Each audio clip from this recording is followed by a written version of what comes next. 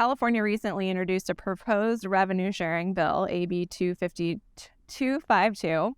What does the bill do, and how could it potentially impact NIL, female athlete NIL, in the future? Yes, that's a big one. Wish that was maybe not water for it. But that's a big one. Yes, this is the revenue sharing bill. It's, again, California being first in the nation. And this one's interesting. So first and foremost, it applies to athletic departments that have revenue. And they don't all have revenue, right? I mean, they don't all have revenue in California. They don't all have revenue across the nation. But so if you have net positive revenue, what the bill would do is say you take 50% of that and you put it aside. And from that 50%, you net out what you pay in scholarships to student athletes. The remainder is this pot of money, and it gets distributed to student athletes in proportion to the revenue they bring to the school. So a few things on that one, right? The biggest revenue sports, I think the top three, right, are football, men's basketball, hockey.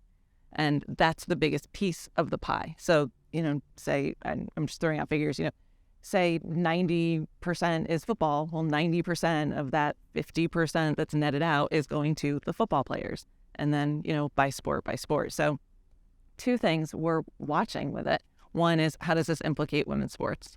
Because those are typically not sports that bring in revenue. Even, I know women's basketball is kind of moving up, but if it does, it's such a small amount. So you could end up with, football players getting $500,000 a year and women's basketball players getting like $1,000, right? So it's just this massive discrepancy. The other issue is, how does it affect every non-revenue sport? Because what it would do is we're taking 50% of what an athletics department has to operate, right? And we're saying 50% of it goes to the student athletes that bring in revenue and still operate on the rest, right? So our school is going to have to make choices at that point and say, well, I still have to obviously fund my revenue sports. I have to have a football program. I have to have a basketball program. I have to have Title IX. I have to have women's sports. What happens to the rest of the Olympic sports? Like, do we cut equestrian? Do we cut track and field?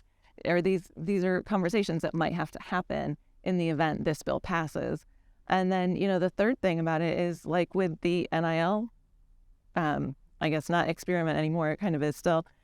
With that, California acted first and the states quickly followed, right? Because it is a competitive thing with schools in different states competing. We want the top recruits. NIL was seen as you've got an opportunity if you come here. If California passes this and it, becomes law, it would be effective January. So would we have a bunch of other states across the nation now racing to do something similar? And then what happens, right? Then we're back to the, nil patchwork of state laws. And how does that impact? A lot of states don't have big athletics programs either that bring in revenue. So it's interesting. We're watching it to see where it goes. And to see how it might impact not only women's sports, but Olympic sports in general.